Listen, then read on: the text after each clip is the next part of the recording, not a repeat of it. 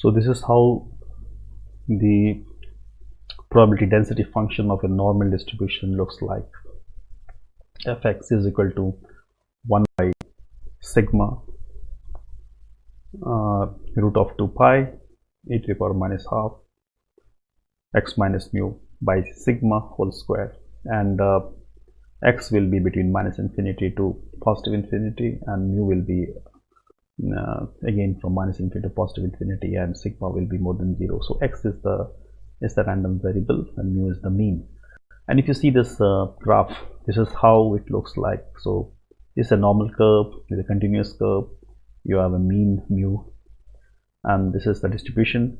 Now if you want to transform this into a standard normal distribution, so this is the probability density function of a standard normal distribution, where the function is equal to 1 by root 2 pi e to the power minus half x square, and x again is in between minus infinity to positive infinity, and mu here is 0, the mean is 0 and variance is 1. This is a standard normal distribution, and we call x here, popularly we refer it by z or z, we call standard normal variate, and this is equal to 1 by root 2 pi to the power minus half z square. So this is the mean of the standard normal distribution, and this is the mu is 0 and the variance is 1. So far this is quite simple. We have seen it in the previous videos as well. Now let us say we have a let me change the color.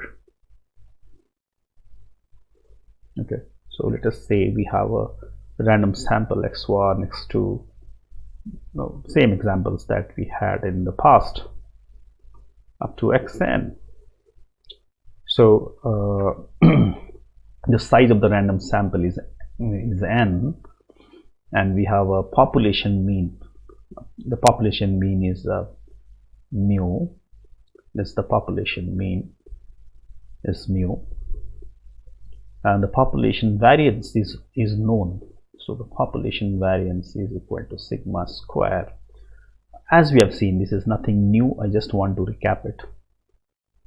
So this is the sample variance, we know is 1 by n minus 1 summation of I is equal to 1 to n xi minus x bar square. Now the interesting thing is if I have to use this sample variance to determine the population mean or any other population parameters, so can I use it? Now the interesting thing here is this value is always positive, and if you see the sample variance distribution, the distribution of the variance of the sample, then this can never take a negative root. This will always be positive. I mean, it can never be negative. So in a normal circumstance, for this kind of example, in a normal circumstance, we say that the standard normal variate xi minus mu by sigma. This will be obviously follow a normal distribution with mean mu and variance 1, and this is the range of the variates at minus infinity to positive infinity. So far so good, but we cannot take s square here. We cannot take the sample variance straight away, and we cannot say that if I have to say xi minus x bar by s by root n, where n is the sample size, is it also following a normal distribution? Then no, it doesn't follow this way, as I said. So that is the reason why we have seen the chi-square distribution, where it says that chi-square variate for a degree of freedom nu and these are all we have already discussed, is equal to the sample variance divided by population variance by the degree of freedom, and which translates to the degree of freedom multiplied by sample variance by population variance, right? This is a very standard format we have seen. And if we have also seen that the square of the standard variate is equal to x minus mu by sigma whole square. This follows a chi-square distribution with a degree of freedom 1. We have seen in the previous videos, and we have also seen that chi-square is equal to summation of I is equal to 1 to n zi square. We have number of n number of standard variates, which is equal to I is equal to 1 to n xi minus mu I by sigma I whole square. Now this follows a chi-square distribution with a degree of freedom n. So we have n number of standard variates, and this is how we have derived in our previous videos. These are very important to understand while we try to estimate the population parameters, as you will see subsequently in the following videos. Now we can say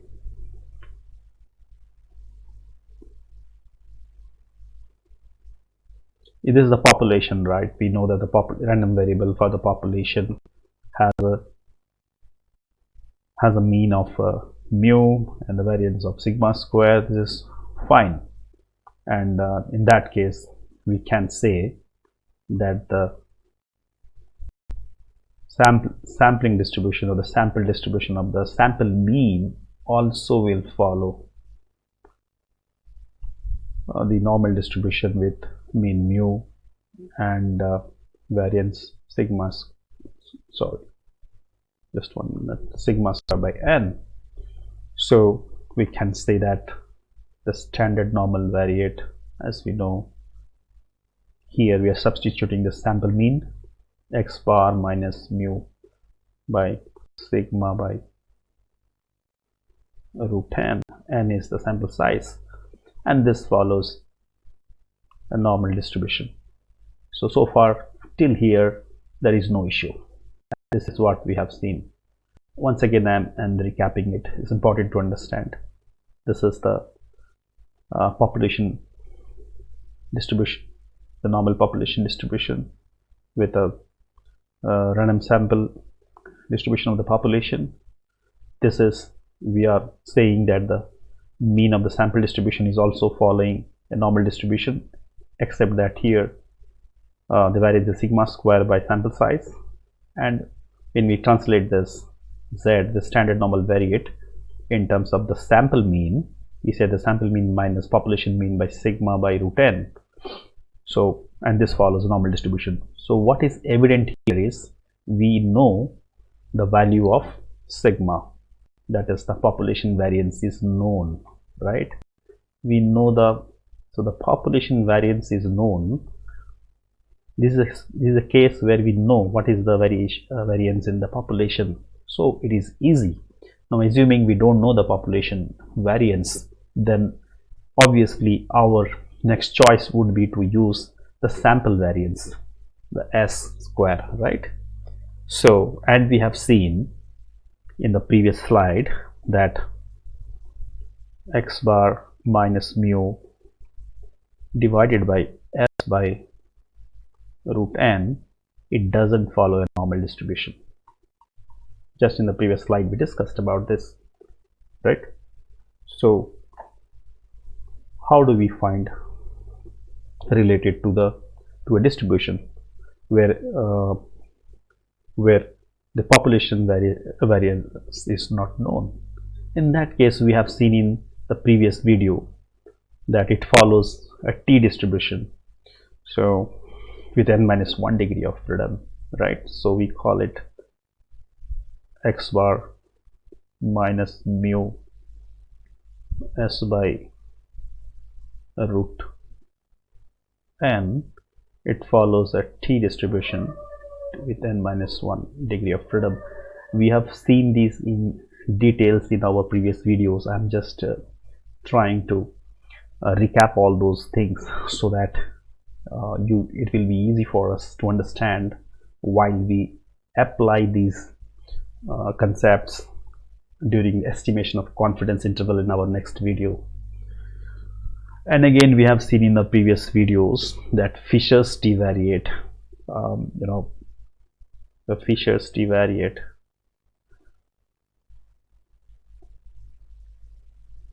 is z by chi square by n, root of chi square by n, and this follows Fisher's t-variate with n degree of freedom.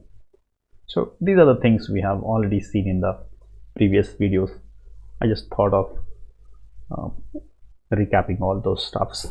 One more thing we have seen in the previous videos is about the F distribution or Fisher distribution.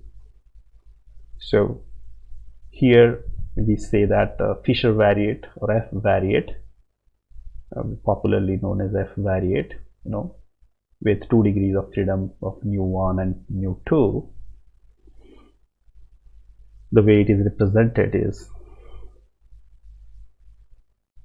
s1 square by sigma 1 square divided by s2 square by sigma 2 square. So s1, s2 are the sample variances of sample 1 and sample 2. Similarly, sigma 1, sigma 2 are for the 2 respective samples. This is equal to chi square divided by mu1 degree of freedom first sample and divided by chi square divided by mu2. So this chi 1 square and chi 2 square degree of. So, and this follows a Fisher distribution whose PDF we have seen. So for t distribution, chi square distribution, Fisher distribution, we have seen the PDFs or the distribution functions in terms of the beta functions and the gamma functions in our previous videos. Now in this case, if we say, and again I'm repeating the whole thing which we did in the previous video, sigma 1, if sigma 1 square is equal to sigma 2 square, that means if both the population have the same variances or the same variance, then the Fisher variate will be the ratio of the sample variance, s square, sample variances, and this follows this is the Fisher variate. We follow the Fisher distribution with a degree of freedom of mu1 comma mu2. Okay, these are all we have seen in the previous videos, so I don't want to waste much time. Now the thing is, we will be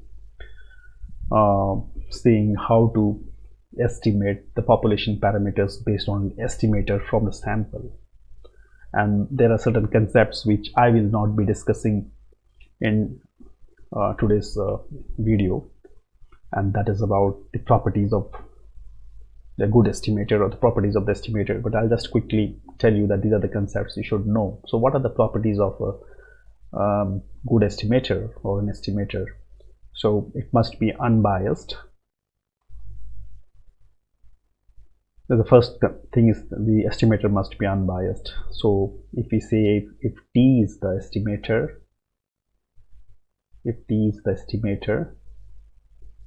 and let us say theta is a population parameter, Now a population parameter could be a population mean as well, right? So let us say we have a sample and we want to estimate the population mean using certain estimator. Estimator could be the sample mean, right? So the first property is that it should be unbiased. So the mathematical meaning of unbiased is that the expectation of the estimator should be equal to the population parameter theta for all theta is equal to so big theta. and the second is expectation is equal to theta, obviously for all big theta, and that is theta, or when n tends to infinity. So that means it is asymptotically unbiased for theta.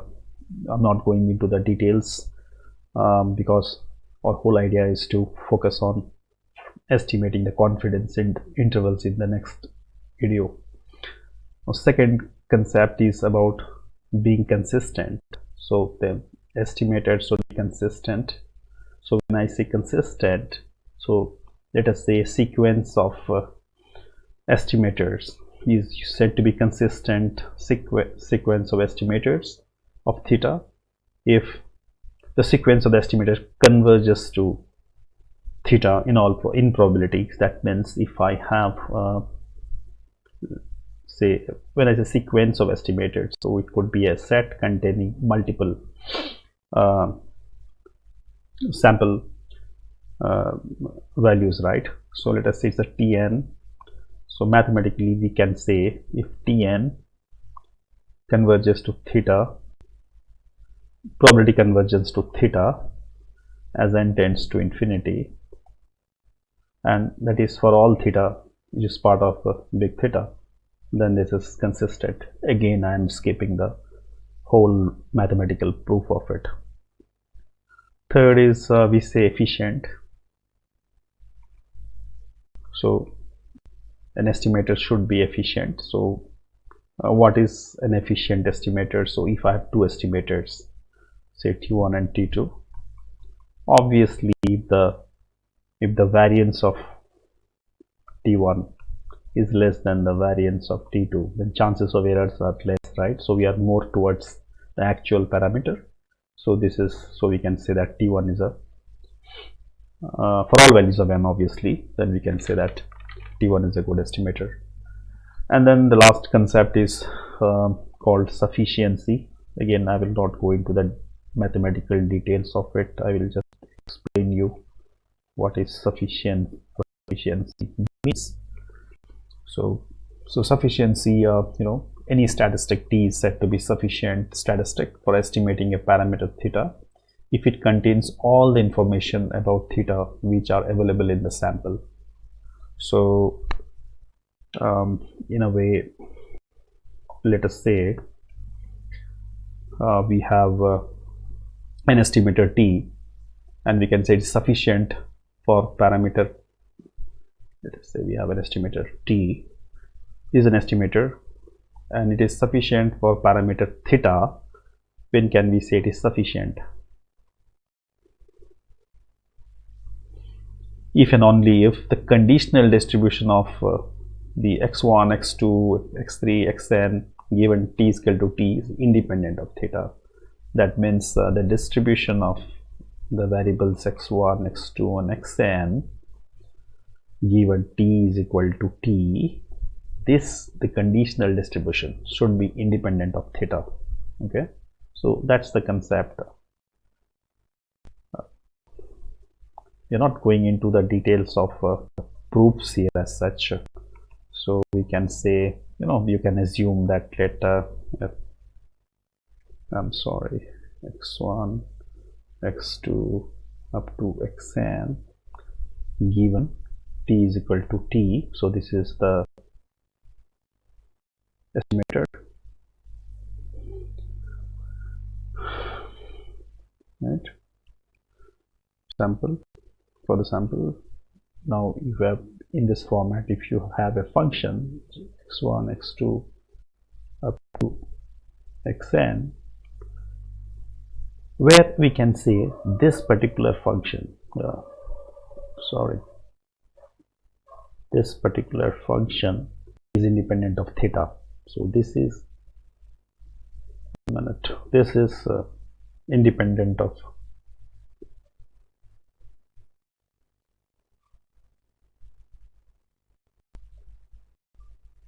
independent of theta. G, the function g is independent of theta. Then we call it as a, I'm sorry, I'm struggling with my pen. This is independent of theta, this function, and we call it as sufficient. Anyway, we are not going into the details of the sufficiency test and all. Just wanted to show you the methods. Now for estimations, we have point estimation and interval estimations. So there are various methods of estimating, the method of maximum likelihood, method of moments, method of least square, method of minimum chi-square, method of minimum variance, and so and so. And these are the various methods of finding out estimators. What we will be focusing will be on the estimation of confidence intervals. So that is important, and the next video we will focus more on the pivotal or the pivotal quantity method for estimating the confidence intervals based on the distribution that we have learned today or in the previous videos, using the t-distribution, chi-square distribution, or the standard normal variate distributions. And that is what I'm going to focus in my next video. Thank you.